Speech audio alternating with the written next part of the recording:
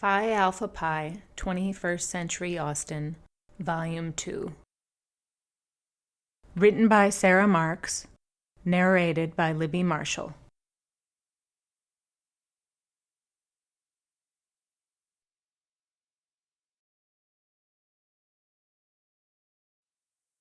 September. As one of the largest and oldest sororities on campus, there was usually someone in the Phi Alpha Pi two-story Greek Revival-style mansion. Members were eating, studying, or simply enjoying each other's company. Today, there were 20 women moving into their rooms and unpacking for the start of the school year. Lizbeth, as chapter president, had been one of the first sisters to arrive, but still hadn't unpacked. She and the other officers were too busy helping their sisters move in. Lizbeth had already put out a small, literal fire from a fallen candle. Then she put out figurative fires of roommate mix-ups and fights about who got which bed. Now Lizbeth sat alone in her room, exhausted and anxious to get out of the house, if only for a few hours. Lizbeth had never been this involved in the sorority. She had agreed to the position for her senior year to help keep the sorority off academic probation for low grades. This had been a looming threat in the past. Lizbeth had helped by teaching the sorority sisters ways to get organized, creating study schedules, and helping create an atmosphere that turned studying into social events. She was glad her best friend Jane, who was membership VP, was helping with the move-in. There were sisters that Lizbeth didn't know and relationships she didn't understand. Jane was good at soothing hurt feelings and mediating fights. She had to run a membership meeting later in the day. Rush Week, the week before classes started, so potential new members could attend all events, launched tomorrow. "Lizbeth, did you see the shirt she got the board members?" Marie said, entering her room. Marie, the sorority treasurer, was holding a hot pink t-shirt up to her body. At 20 years old, she was petite and wore her black hair long with bangs that nearly covered her eyes. When she pulled them back, she revealed bright hazel eyes and a nose just a bit too big for her face. Marie was Lizbeth's little sister, a bond between sorority sisters that often lasted the rest of their lives. As their resident gadget geek, she always had the latest technology toy. She had the first Fitbit, the first GoPro, was also the first to adopt new social media, and had happily taken over the sorority's web presence. Lizbeth had seen the shirt Marie was holding in the gift basket their house mother had given each officer as they moved in. Mrs. C, as they were instructed to call her, was brand new this year and a bit overeager. She had welcomed each of the officers with a huge hug and said basket, which had also included tons of candy, candles, and school supplies. She gave each sister a candle as she moved in.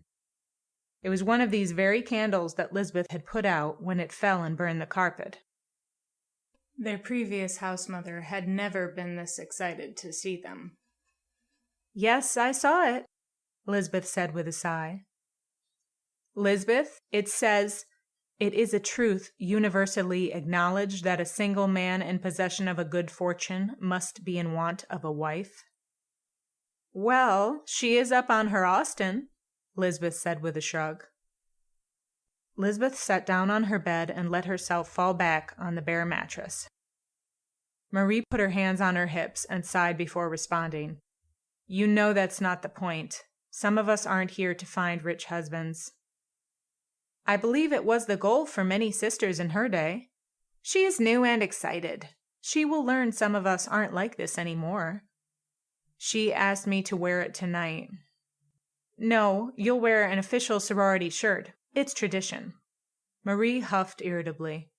"Are we paying for this stuff? She hasn't handed me receipts, but I'm worried she will." "Let me know if she does. I think this is her gift to us. She made these herself. I mean, the font is Comic Sans." Marie left the room, and Lizbeth heard her door bang. All the bedrooms were on the second floor of the house, but the two officer bedrooms were adjacent, so they could all work together. Lizbeth lay back on her bed, wishing that she wasn't living this close to Marie and her roommate Lydia. She closed her eyes for a few moments, hoping to catch a quick nap. I think we have everyone settled and don't need to worry about anything until the meeting starts. Lizbeth opened her eyes to see Jane come into their room. The only good thing about having to live at the sorority house, as far as Lizbeth was concerned, was rooming with Jane. She had only joined Phi Alpha Pi so she and Jane could be together their freshman year. Last year, when the sorority had just come off an academic probation for low grades, Jane and a few graduates had begged Lizzie to run for president.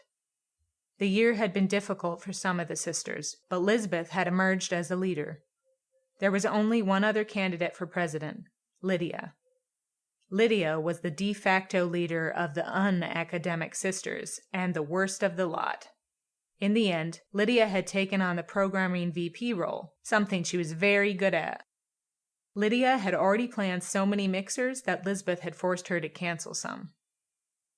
Is it true there is a party tonight after the meeting? Lizbeth asked Jane. Yes. Lydia planned with the guys at Alpha Pi. They have a few new brothers who transferred from another school, and they want to make them feel welcome before rush week starts. Do you remember Caroline? Her older brother Charlie is one of those members, Jane added. Lizbeth nodded, vaguely recalling the woman who had transferred to the university and wanted to get involved at this chapter of Phi Alpha Pi. Mrs. C is all abuzz about them because they are so rich. Exactly. She thinks Caroline's brother could be a boyfriend for one of us. It is so sweet of her to want to help us. Lizbeth wished that Jane was being sarcastic, but she knew otherwise. Jane was the kindest person in the world. Jane liked almost everyone, so Lizbeth knew there was something wrong with you if you were the rare person Jane didn't like, and vice versa. You're too sweet, Lizbeth said. Lizbeth, she's recently widowed. Her children are all off living their own lives. She wants to take care of someone, and we need someone looking out for us. Lizbeth rolled her eyes.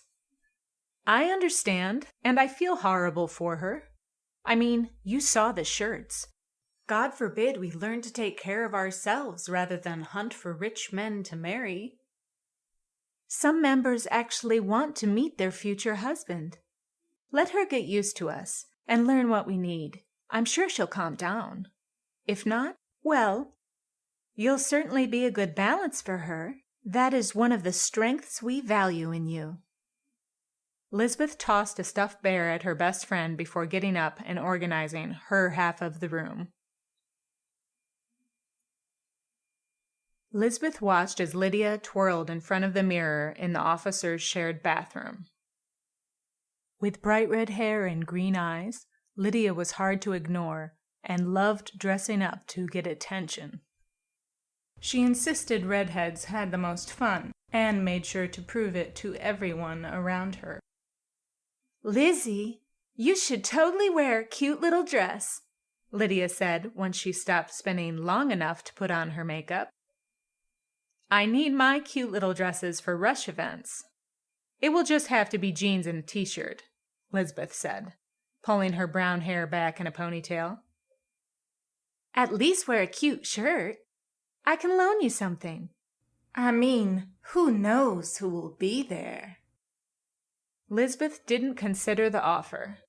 All of Lydia's shirts were far too tight for Lizbeth's comfort. She was happy to stay in the hot pink sorority shirt she had worn to their earlier meeting. It will be the same guys who were there last year, and we will outnumber them because most of them aren't back yet, Lizbeth said. Caroline's brother will be there. I heard they are filthy rich, importing and exporting out of New Orleans, or something like that. Plus, I heard a friend transferred with him. I know you, Lizzie. Once you have a beer or two, you'll be dancing with the rest of us. Maybe one of the new guys will dance with you. Caroline had been at the earlier meeting and had not impressed her much. As a Phi Alpha Pi member at her previous university, She was entitled to join their chapter without going through rush week, like all new members. Lizbeth hoped Caroline's cold, calculating demeanor was just reserve until she felt more comfortable. Lizbeth seemed to be the only one who didn't like Caroline. She hoped Charlie wasn't anything like his sister. "Mrs. C thinks Jane and Charlie are perfect for each other," Lydia said as Jane walked into the bathroom. "When did Mrs. C meet Charlie?" Lizbeth asked. "He came over with Caroline. You were busy helping people move in," Jane said. "Did you like him?" Lizbeth asked Jane. Jane and Lizbeth made eye contact in the mirror. "I didn't really get to meet him either. I just saw him in passing. Even if he isn't the one, it would be nice to have a boyfriend this year, instead of random dates with guys who just want to get laid," Jane said with a small sigh. "Maybe there will be someone in your classes," Marie said from outside the bathroom. "I'm an education major, Marie. Most of the guys in my classes are gay or married," Jane said.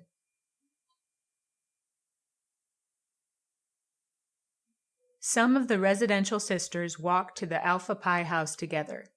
Lizbeth enjoyed the company of her sorority sisters in small amounts, like this brief walk, and before they started drinking.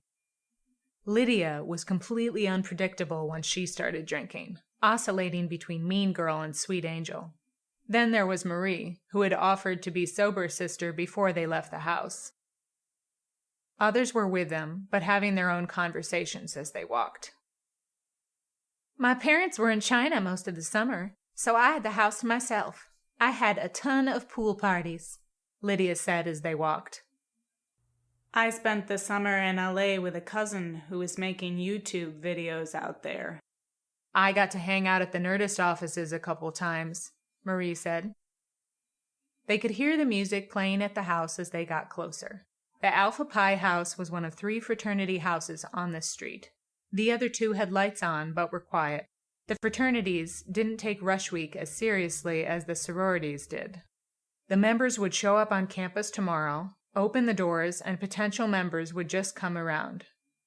The sororities had constant events: teas, meet and greets, dinners, ceremonies, and more. Tonight, anyone from the fraternities was probably hanging out at the Alpha Pi house because there was nothing else to do. There were so few guys on campus that the Phi Alpha Pi sisters would still outnumber them easily. The party had started on the lawn of the fraternity house, but was pretty tame so far. Guys were just hanging around. Other women were there, mostly girlfriends. Most of the other sororities were deep into rush week prep. Lydia and Jane had assured Lizbeth everything was done for their opening tea. Lizbeth suspected Lydia had suckered Mrs. C into helping set up while they partied. The group of sisters had split up once they got to the lawn. Lydia had a beer in hand and was on the back of some fraternity brother, riding him around the lawn before the other sisters got into the house. Lizbeth ended up with her friend Charlotte, who met them at the party. Jane and Lizbeth had known each other as children, having spent summers at the same sleepaway camp. Charlotte had been one of their suite mates their freshman year. Lizbeth, Charlotte, and Jane had all joined the sorority to be able to hang out together. Charlotte was nowhere near as involved as Lizbeth and Jane. She only did the minimal activity to stay active. This meant coming to weekly meetings at the house and the occasional event. Charlotte was tall and lanky, with skin the color of milk chocolate. Her big brown eyes dominated her face, and she wore her curly black hair cut close to her head, making her look mature and sophisticated. Charlotte, a painter, frequently looked like she had just come from her studio. Lizbeth could see the paint splattered on her jeans. "It looks like Jane has a new friend," Charlotte said, as she and Lizbeth sat down on a bench on the back deck of the fraternity house. "That's Caroline, who just transferred here with her brother. She was at the meeting earlier." When Lizbeth looked at Caroline, she thought of Southern women from the 60s. Caroline was tall and rail-thin, with long blonde hair that had dark roots. Her almond-shaped hazel eyes gave her an exotic look. Lizbeth wondered if Caroline had done a small amount of plastic surgery, especially her too straight nose. She had been in clean jeans and a white blouse at the earlier meeting, but now she had changed into an A-line black skirt and put a black cardigan over the blouse.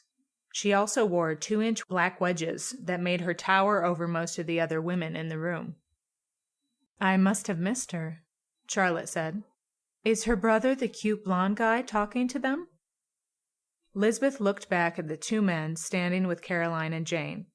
Caroline was wearing an expression that Lizbeth's younger sister Becca, her biological sister, called resting bitch face. Lizbeth suspected this was her default expression.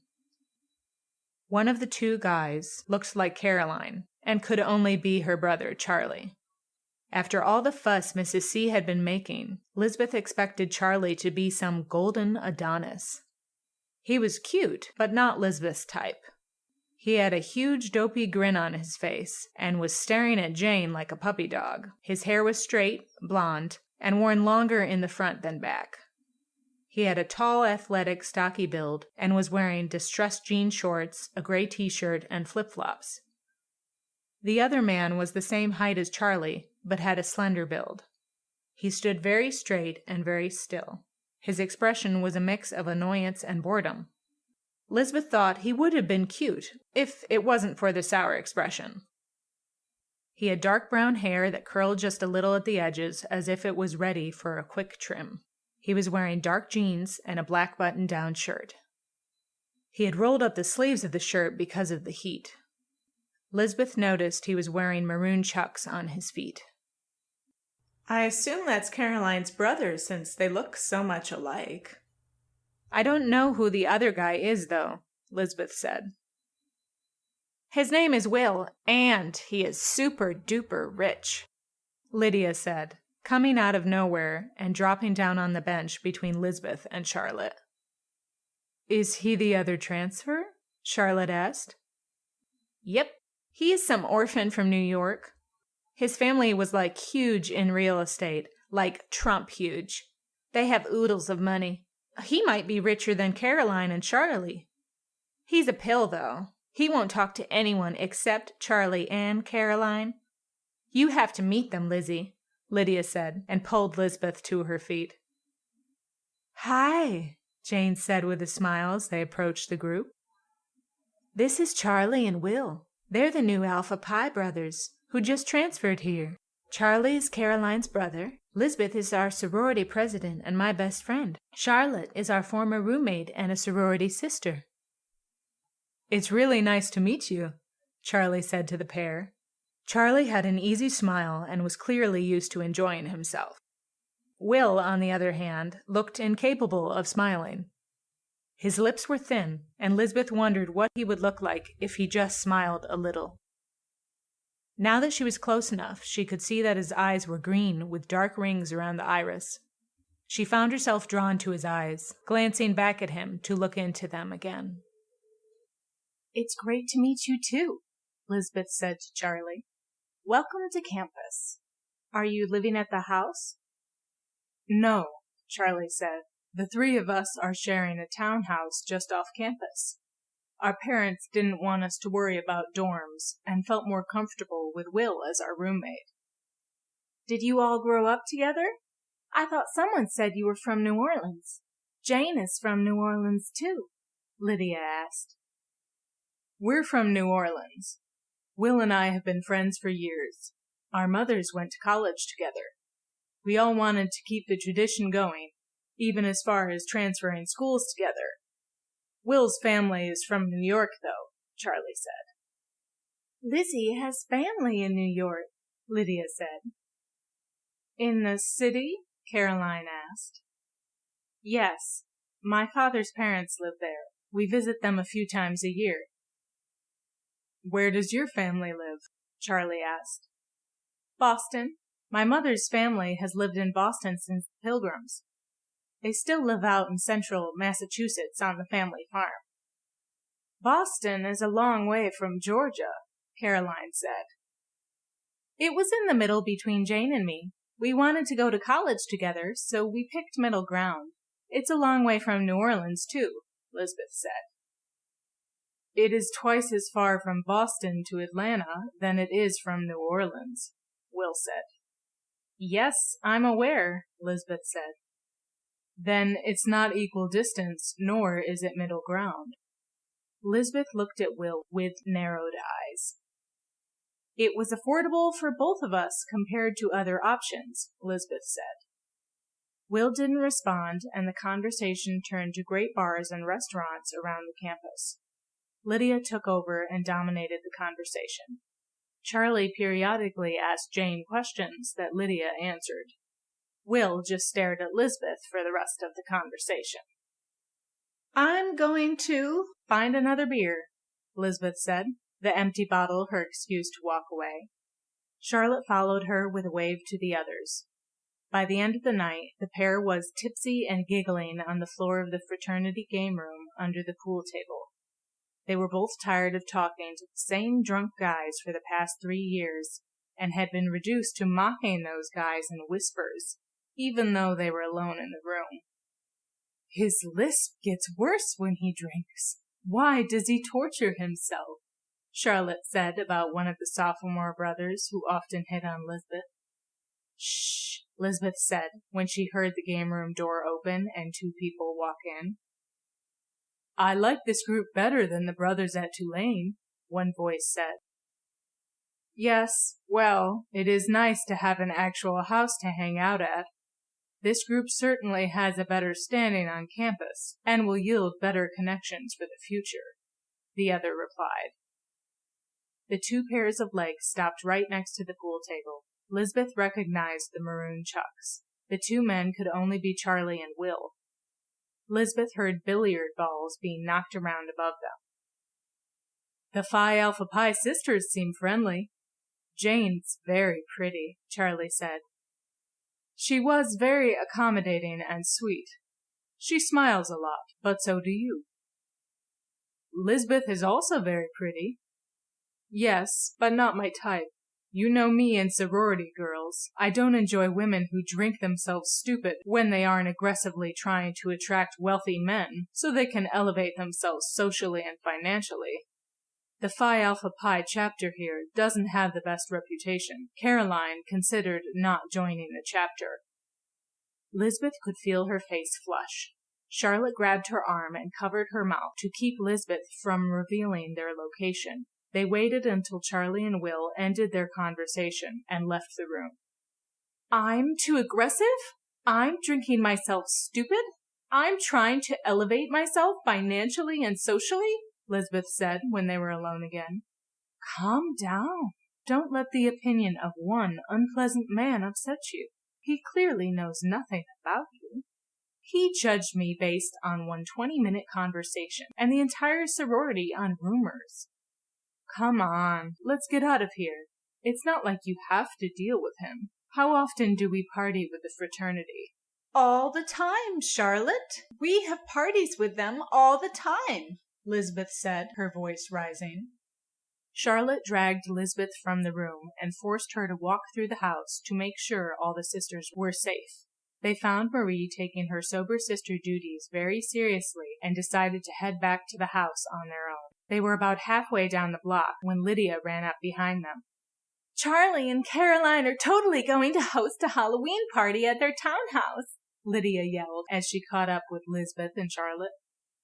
Really? Lizbeth said. Yep. Charlie promised they would host a party. Wait, did he say a Halloween party, or did you decide that? Charlotte asked.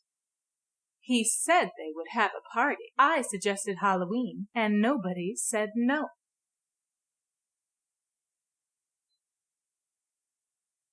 Jane had beat Lizbeth back to their room and was getting ready for bed. I tried to find you before I left, Jane said as Lizzie pulled out her PJs. Charlotte and I got distracted. I saw what's-his-face with the lisp talking to you, and then I lost you. I talked with him earlier. I wish I could remember his name. He is so considerate and offered to tutor me again this semester if I needed math help. You don't have any math classes this year. Yes, but it was sweet of him to offer. He was such a good tutor. I got a B in trig because of him. Jane walked into the bathroom while Lizbeth changed into her PJs. You spent a lot of time talking with Charlie. Nobody else got to talk to him, Lizbeth said when Jane came back into the room. He's really sweet. I like him. But Caroline wouldn't leave his side. It's sweet of her to look out for her brother. That's why she transferred with him and Wil. Charlie's trying to look out for her, too. I wish I had a brother like that. You have me. You know I'll always look out for you. You're like a sister to me. I know, and I love you like a sister. I know you would beat someone up for me any day. Speaking of beating someone up, Wil didn't seem to impress you too much. I caught you calculating a response. Why does everyone think I should care what Wil thinks about me? Lizbeth went into the bathroom to wash her face and brush her teeth. Do you know what Charlotte and I overheard him say to Charlie? Lizbeth said, walking back into the bedroom, before recapping the conversation. Are you sure you didn't take it out of context? I mean, he was very withdrawn at the party, but he's at a new school, and he barely knows anyone, Jane said. Lizbeth got into her bed. All the more reason to not judge people so quickly. You can be aggressive, and we do have a reputation on campus. What reputation? Lizbeth asked, as she rolled onto her side to face Jane. Well, a lot of our members aren't wealthy, and often work on campus. Even you work on campus. Being at a private university and being poor often implies you're looking for a way to become wealthy. Women in sororities are already burdened with an image of looking for marriage. Our reputation turns into marrying up. It's not a big deal. I'm glad Caroline put it aside to join us. Lizbeth rolled onto her back. She did know something of the sorority's reputation. In fact, she allowed people to assume the same about her. She worked in the campus library, but she didn't need to do so. She just felt working for her spending money was the mature thing to do. I don't want people to use me for my money, Lizbeth said. Jane didn't miss a beat. She knew her best friend very well. I know that, but Wil doesn't know you at all. Plus, you would typically agree with his assessment of sorority members. That too many members drink far too much and throw themselves at men? Your words, not mine. He's been at Tulane for years and is probably quite used to that type of behavior. Lizbeth couldn't argue with Jane. Not only was she too tired, but she knew Jane would see the best and try to put the appropriate context on the comments. Lizbeth didn't want to stop being angry. To have someone, anyone, judge her so harshly and so quickly was not something she was accustomed to at all. Lizbeth walked the first day of her gender communication class, thinking about how the past week had gone. She was feeling far better about the semester now that rush week was over and she was focused on classes. Lizbeth, she heard her professor and mentor, Dr. Bennett, call from behind her. She had met Dr. Bennett in her very first class at school. Since then, he had become the advisor for her honors thesis and her mentor on campus. Now in his early 60s, Dr. Bennett had been the odd male recognized as a feminist leader. He didn't call himself a feminist, but a feminist ally. Lizbeth decided to trust him when a boy tried to mansplain menstruation during that freshman gender studies class, and Dr. Bennett had promptly told the student to shut up. He was a tall, sturdy black man who wore thick black glasses and a graying beard. He routinely dressed in tailored three-piece suits. Hi, Dr. Bennett, Lizbeth said, and stopped so he could catch up. How has your first week of classes been? Fantastic. And your sorority obligations? Much smoother than expected. I was pleasantly surprised that Lydia stepped up and did an amazing job planning all the events. She and Jane made a good team, and I didn't have to worry about anything. I'm glad you have been able to bring the team together. I know you were concerned about Lydia. Well, I spent some time in the restaurant this summer. trying to get an idea of how chefs lead a team. I can only imagine how illuminating that was. Did you only watch your father, or did you visit your grandfather also? Dr. Bennet asked. Lizbeth's father and grandfather were both chefs, but had different ways of leading their kitchens. While her father was calm and organized, her grandfather throve on chaos and aggression. I've seen my grandfather's kitchen leadership plenty of times. Are you going to be working in the library this year? Dr. Bennet asked. Lizbeth could tell he had an agenda in his mind. This was her 4th year learning from him. She had experienced his method of sounding out anxiety and stress many times. Yes, I'm working in the library. I have that trip to Paris for spring break that I'm saving for. Plus, there are sorority expenses and such. I have plenty to take on between the sorority, the job, and the thesis. I saw your thesis proposal, and it was well done. You had a strong literature review, and I think you can accomplish your research this semester. I have some notes, but consider this your official approval to move forward. Thank you. Will you be upset if I had started the research over the summer? Lizbeth asked. Dr. Bennet laughed as they walked into the building and the classroom. I suspect most of the work has been done since I have been reading papers from you about this topic for years. Let's talk after class about some things I want you to consider before moving forward. Lizbeth smiled and selected a seat in the front row. As she settled herself, she saw another student sit down next to her. She turned to see Wil, looking as if he had always been sitting right next to her. Lizbeth hadn't seen Wil since the party the week before. Today, she noted, he was wearing slim gray slacks with a white polo shirt with a pair of black chucks. On his wrist was an Apple Watch with a leather strap. She looked up to his face, and their eyes met. Lizbeth, I didn't realize you were in this class, Wil said. He looked flustered, and Lizbeth felt the pull of her anger. I'm a communications major, focusing on gender studies, Lizbeth said. Ah, then it makes sense that you would be in this class. Lizbeth took a deep breath and contemplated her response. I didn't expect you to take this class, she said. I will eventually run my family's business. Understanding how people communicate is important. I also need to fill a number of electives. Good to know you care. The snark just slipped out, but Wil didn't take the bait.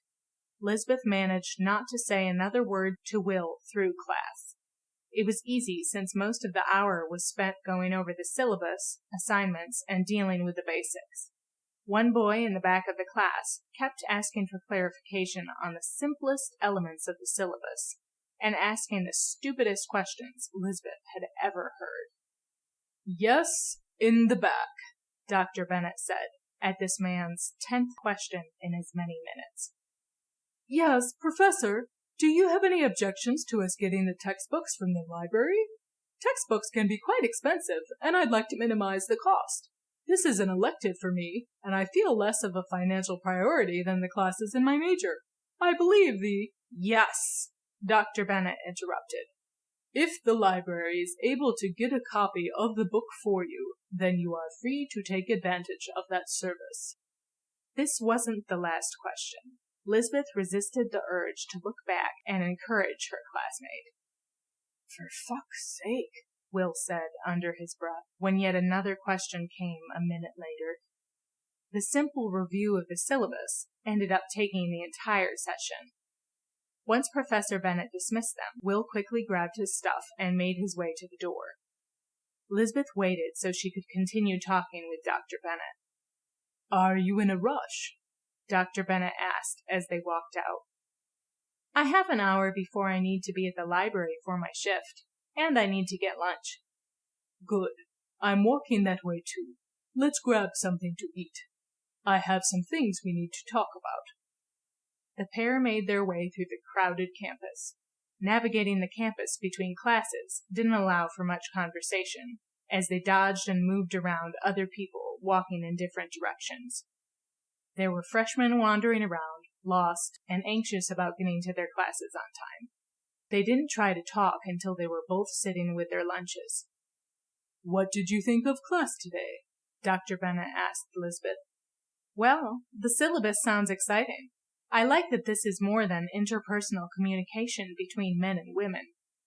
"You have an objection, don't you?" It's not my place to say anything. "Fair enough, but I have 2 favors to ask." I'm pretty sure you'll be "Happy to do one, but not the other." Oh, I'm happy to help. "First, I want you to lead the class on sexism, communication, and web-based communities at the end of the semester." Are we all giving presentations? "I may ask a few others, but I know I want you to do one. It would give you a chance to see how you like teaching. You may want to consider a career as an academic." I'm happy to do it. It would be good experience. "Great. My second request is that you watch out for another student and tutor him." Tutor another student? Lizbeth asked, worried that he would ask her to tutor Wil. "Yes. I saw you roll your eyes a few times when he asked his questions today. His name is Colin Collins, and he just switched majors from engineering to business. He has asked for you specifically as a tutor and given me permission to explain his situation. His father died last year, and it was a difficult year for him. His mentor has been guiding him." Why did he ask for me? "That's a very good question, and one that I don't have an answer to," Dr. Bennet said. Lizbeth wasn't sure what to say about this. Tutoring another student would be good experience, but this Colin guy had quickly proven to be annoying. Can I think about the second one? I'll let you know before class starts on Monday, but it may be too much for me to take on with this sorority. "I expected that, and it's fine. Just let me know your decision before class begins, and don't feel obligated to say yes."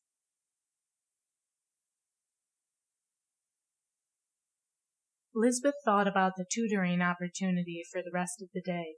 She spent her evening in the basement study room with her textbooks, creating her schedule for the next week. She loved working in the study room. It was generally where the sisters did their own studying, but there were computers and large tables, so they could do virtually any work there. Right now, just a few sisters lingered before going out to study groups and meetings for the night. It was quiet, just what Lizbeth needed. "Lizbeth, we've been looking for you everywhere," Jane said, walking into the room. Caroline trailed behind her. Lizbeth couldn't help but compare the two women. Caroline was going for an elegant look with skinny black slacks and a white sleeveless blouse. Petite Jane was far prettier in a black ruffled skirt and a white tank top. Jane wore her white blonde hair in a short pixie cut. Her wide hazel eyes stood out against jet black eyelashes. Today, she looked like a fairy next to the tall and severe Caroline. "Caroline has transferred into our French class," Jane said, sitting down at Lizbeth's table. Lizbeth and Jane had a French culture class together this semester. Both, being fluent French speakers, were promised a spot on the spring break trip to Paris with French majors. Lizbeth and Jane had started reading the books required for the class. "I didn't know you spoke French," Caroline said to Lizbeth. "I spoke French before I spoke English. My paternal grandparents are French and refused to speak to us in English until I was 5. Why are you taking this class?" "I'm a French major, and this was the last open section. When you grow up in New Orleans, you learn a lot about French culture. Well, our version of French culture." "It will be so exciting to have a class with 2 of my sisters," Jane said. Lizbeth was pleased that Jane and Caroline seemed to be getting along. Jane and Charlie had been spending a lot of time together. Lizbeth knew that Jane needed to impress Caroline to have a real chance with Charlie. Lizbeth just couldn't shake a feeling that Caroline was insincere and calculating. She wondered what had made Caroline decide to join this chapter of Phi Alpha Pi if she was worried about their reputation. Caroline was being kind to Jane now, but Lizbeth worried that she would turn on Jane if Charlie's interests changed. Jane and Caroline sat with Lizbeth, and they talked about the class and what they expected. They agreed to work together on group projects if there were any. They talked about the possibility of going to Paris together on spring break. They were busy talking about their dream vacations to France when Mrs. C walked in. Mrs. C was a woman living in a different era. She clearly wanted to look like Donna Reed, but that style didn't suit her body. While a woman like Caroline could have pulled off a wide hoop skirt with tulle under it, the dress just didn't look right on the older woman. Mrs. C's hair reminded Lizbeth of her grandmother's. It had been set in rollers and then teased into a dome. "Jane, Lizzie, I'm so glad I found you. I'd like the officers to have dinner with me tonight. My son is coming over, and I want to introduce you all to him. I really think y'all would just love him." Jane and Lizbeth looked at each other. "We would love to join you," Jane said. "Lizbeth, I'm specifically interested in you meeting my son. I know the two of you will get along very well," Mrs. C said. Lizbeth didn't know how to respond, but didn't get a chance before Mrs. C left the room again. "She is very involved for someone who is only supposed to manage the house," Caroline said. "Yes, but she's new," Jane said. "She doesn't know how other house mothers act." "What happened to your last house mother?" Caroline asked. She was a recent graduate of this chapter, so she had a difficult time moving into a new role, Lizbeth said. "Well, this one won't ever be mistaken for a sister," Caroline said. "I hope her son is more attractive than she is." I'm very impressed with the Greek system here, even though I'm not a member of any fraternity. I considered it when I began my tenure here, but my mentor, Miss Catherine de Bourgh, felt the negatives outweighed the positives when it came to my specific needs. She felt the connections I had previously cultivated because of her were the connections necessary for a successful career. I have to agree, as she is possibly the best connection I could ever hope to make. She could do more for me than boys my own age. She has offered me a selection of internships for the spring semester. She sits on the boards of all the best companies, so she can easily help me.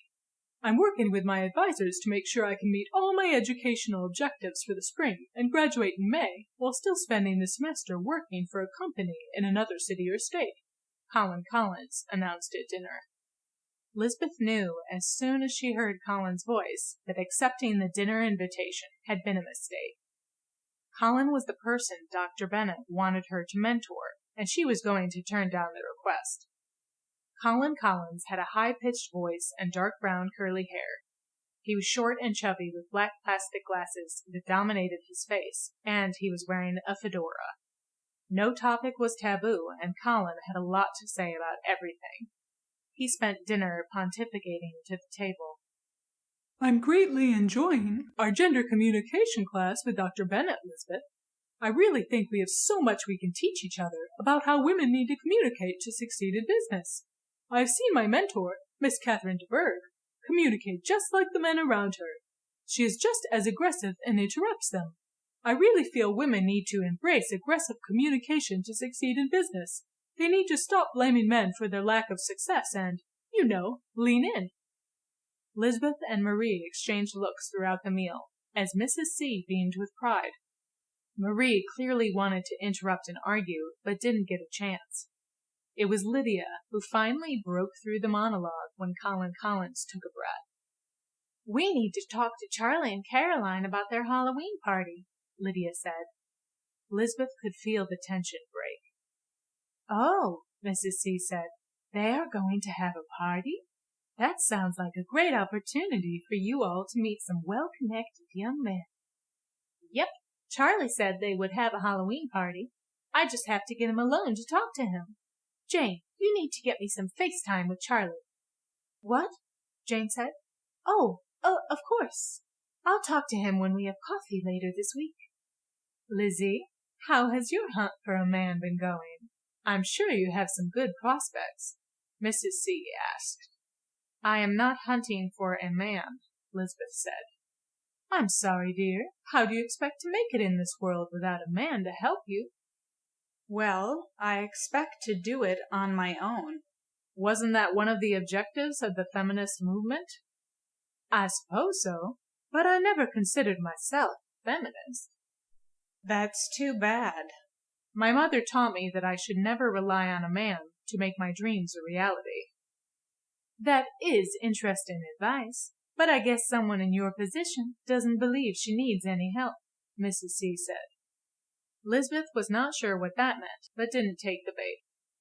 That doesn't mean a man can't help you, Colin said. Not all men want to hurt women.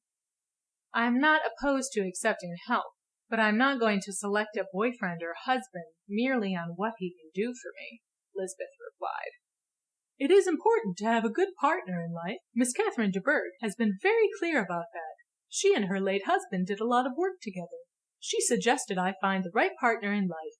She said it was very auspicious that my mother got a job with such a well-respected sorority. Miss de Bourgh was a member of this sorority when she was in college. Another chapter, of course. She graduated from Boston University, a school with a wonderful reputation. I considered BU when I was applying to schools, but I thought it was important to stay close to home as my father was sick. I thought it would be important to help my parents as much as I could. Lizbeth stopped paying attention to Colin. She tuned out the drone of Colin's voice for the rest of the meal, thought about her plans for the next day, and made sure to nod periodically.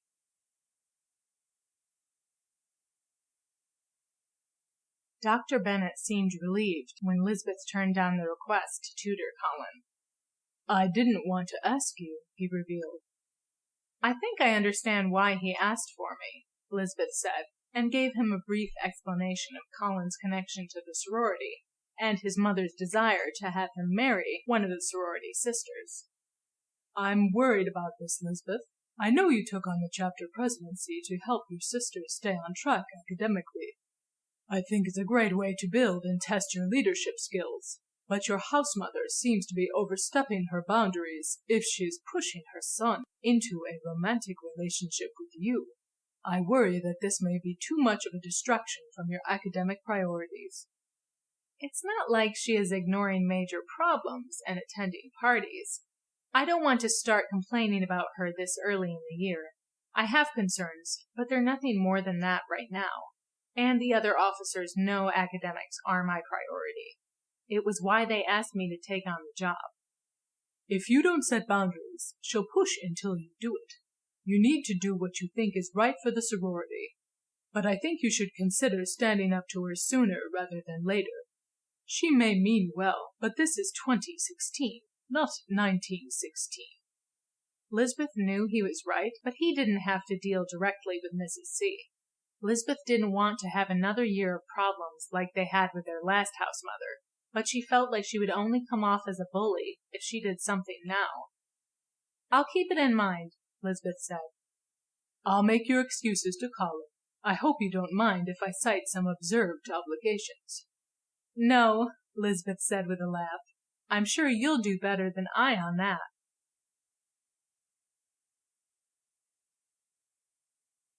Lizbeth, I am sorry we won't be able to work together on class assignments.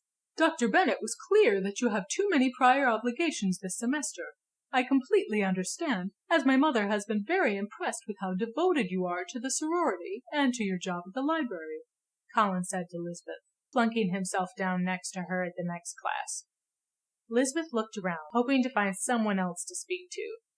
Wil hadn't dropped the class, but he was sitting in the back of the room looking down at his phone. She could see him sitting with his legs extended in front of him. He had the maroon chucks on, again. I think we should try to study together. I believe, Colin, I'm far too busy with everything to plan study sessions. Between the sorority, my job at the library, my senior thesis, and my other classes, I study when I can. I see, Colin said. Well, I will just try to find you to study with when I am at the sorority house. Only the sisters are allowed into the house study spaces, Lizbeth said. That was all they were able to say before Dr. Bennet began his lecture. Lizbeth didn't mention that her job at the library allowed her time to work on research for papers and projects. Colin had yet to try to find her there. She had never been so happy to find out that one person never went into the campus library. Lydia must be happy that the restaurant was able to take care of everything for our first mixer, Charlotte said. It was the first joint mixer of the year, halfway through September. This party was at a local restaurant that catered to the campus Greek organizations. The sorority had many events there because they were good about alcohol service. The bouncers were great at spotting fake IDs, and the bartenders weren't afraid to cut people off. Lydia was in the middle of everything as party planner and general center of attention. She was checking in at the bar to make sure there weren't problems with underage drinkers. She was going around to different groups of people and chatting with them. She was even making sure the line for the bathrooms wasn't too long. Lizbeth and Charlotte sat in the back by the bar enjoying the party. It wasn't long before Jane and Charlie found their way back to the table. Caroline and Will weren't far off, but didn't come sit with them. Those two stood off to the side, looking like they were too good to be there. Lizbeth noticed they stood there looking bored and playing on their phones. She tried to look inconspicuous as she looked over the clothes Will was wearing. Black t-shirt, a black leather jacket, dark jeans, and his black chucks. "So," Jane said, once she and Charlie sat down, "Caroline thinks we should meet at the townhouse this week to work on the French project." Their French class had a group project requirement. They had to plan one day of the trip to Paris around the theme of modern art. The assignment was to select places to visit, provide information about each location, and identify restaurants in the area. It had to be designed as a walking tour, so they had to map it out. Caroline had insisted they present first, resulting in less than 3 weeks to prepare. When Lizbeth complained, Jane reminded her that they could relax while everyone else was still busy working on their projects. "That's fine with me. At least we aren't expected to get scholarly articles to justify our choices," Lizbeth said. "Caroline bought like 5 tourism books to get some ideas," Jane said. "There are things online that will help us pick locations, even if they don't give us history and background information." "No school talk," Charlie said. "We're trying to relax tonight." "It doesn't look like Will or Caroline are relaxing," Lizbeth said. "I love my sister, but relaxing is difficult for her. Will too. They just have different ideas of fun," Charlie said. Lizbeth understood. Her world at home was very different from this. While most people on campus didn't know much about her life off campus, her high school friends would be surprised to see her at a frat party, drinking beer, playing drinking games, and getting drunk. "I heard you are throwing a Halloween party," Charlotte said to Charlie. "I'm excited about it, but I'm trying to get Will and Caroline to agree," Charlie said. "They don't want the party?" Charlotte asked. "Will isn't much of a party guy. Caroline only likes to do things her way," Charlie said, before taking a swig of beer. "Traditional frat parties aren't her way?" Lizbeth asked. "Professional catering, china, and tablecloths are Caroline's way," Charlie said with a laugh. "We do those kinds of parties," Jane said. "Just not when we invite a fraternity to join us," Lizbeth added. "I have to find a way to give each of them some of what they want and some of what Lydia wants," Charlie said. "I'd encourage you to set parameters for Lydia," Lizbeth said. "She can work wonders if she knows the rules. If you tell her you need to have it professionally catered, she'll find someone. If you tell her you need a place where Will can brood, she'll build him a cave where he can be ignored." The group laughed, but Lydia would do exactly that. Lydia had not taken a liking to Will. Lizbeth could see that she was doing her best to pretend Will wasn't killing the party that night. Lydia was getting louder and more obnoxious the later it got. It was as if she was trying to inject the fun that Will and Caroline were sucking from the party. While they never came to sit with the group, Lizbeth noticed that Will and Caroline kept glancing over and whispering to each other. "I'm sure they're criticizing us," Charlotte said to Lizbeth during the trip to the bathroom. "Caroline seems to be keeping close to Will. I wonder if she is trying to entice him. Caroline is clearly infatuated with Will. I have heard her talk about him. You would think the sun rose at his command." "Good thing we know otherwise," Lizbeth said with a laugh.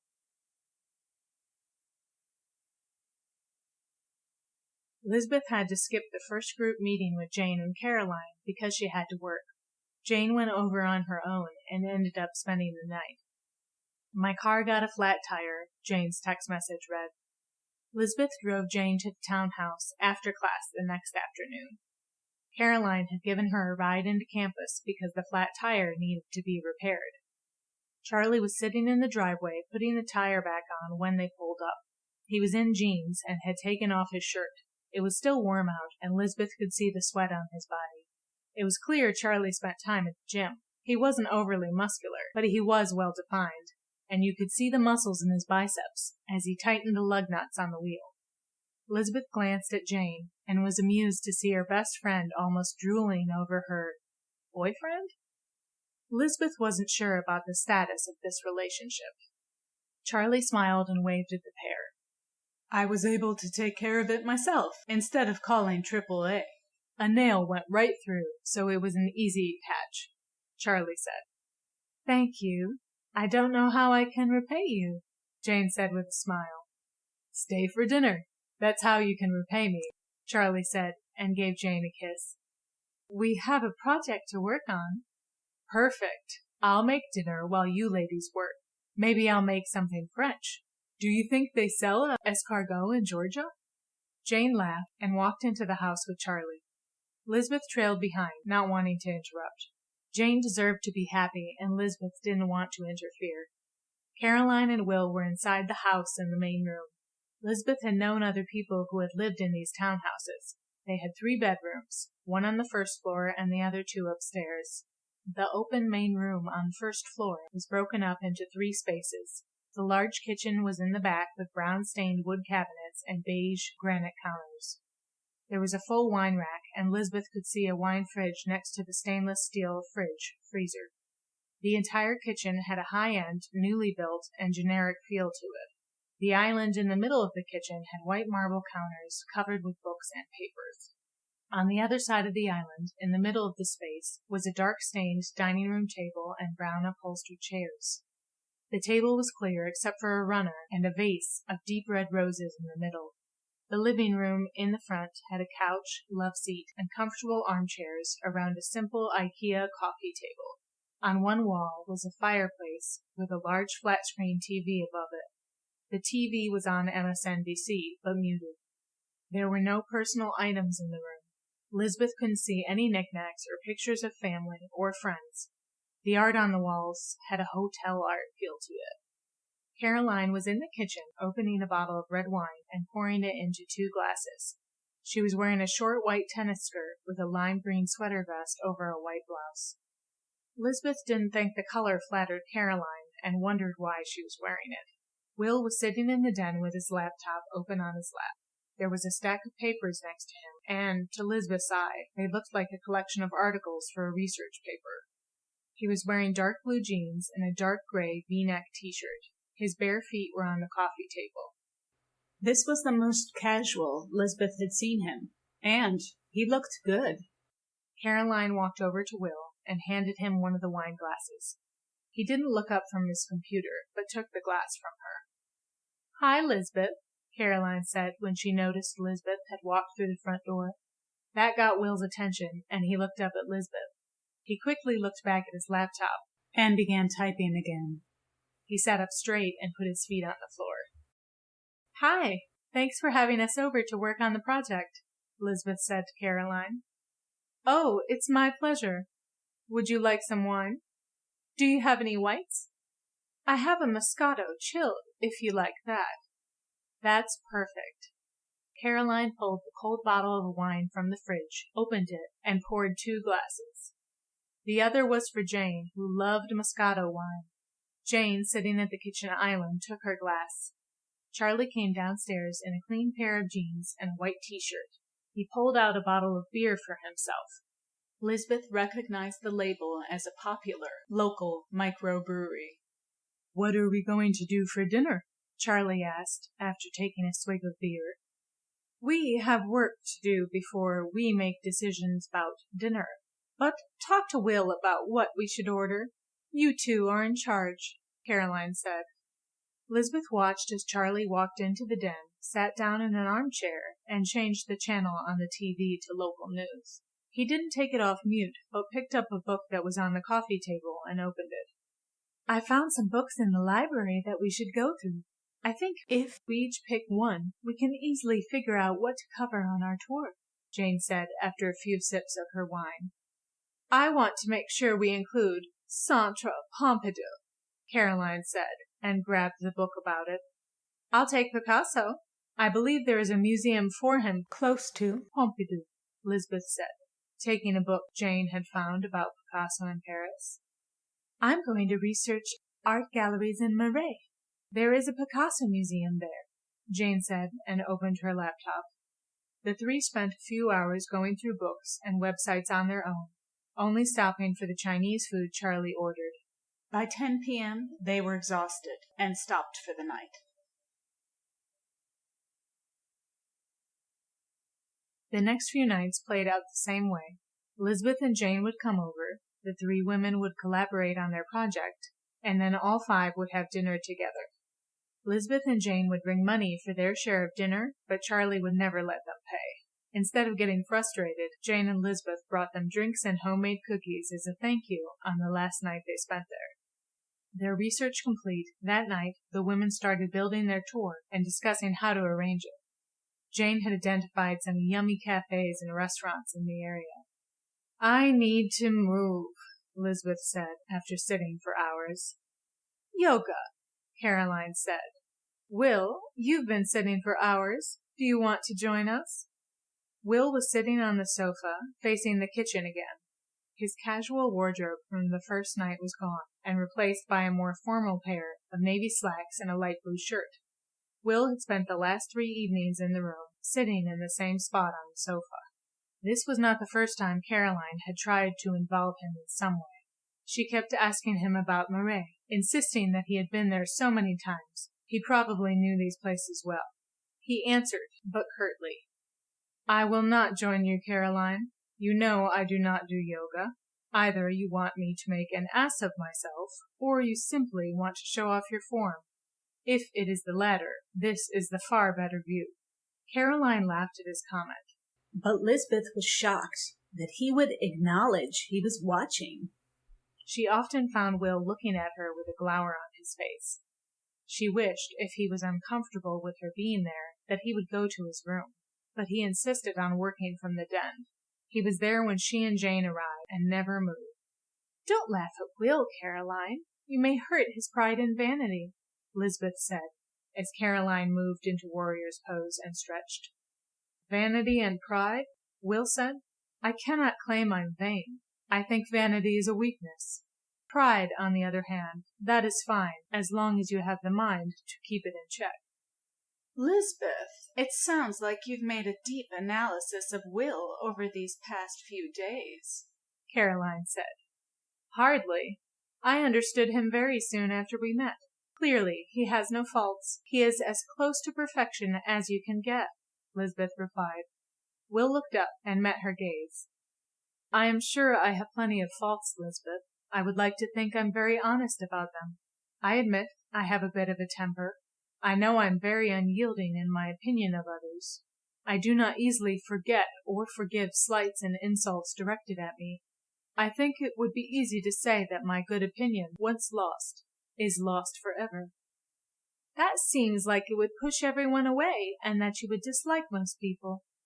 It would seem, then, that your fault is to misunderstand people you barely know. Lizbeth glared at him for a moment. I'm going to put on some music, Caroline said with a smirk on her face. Lizbeth sat back down at the island and fumed for the rest of the night.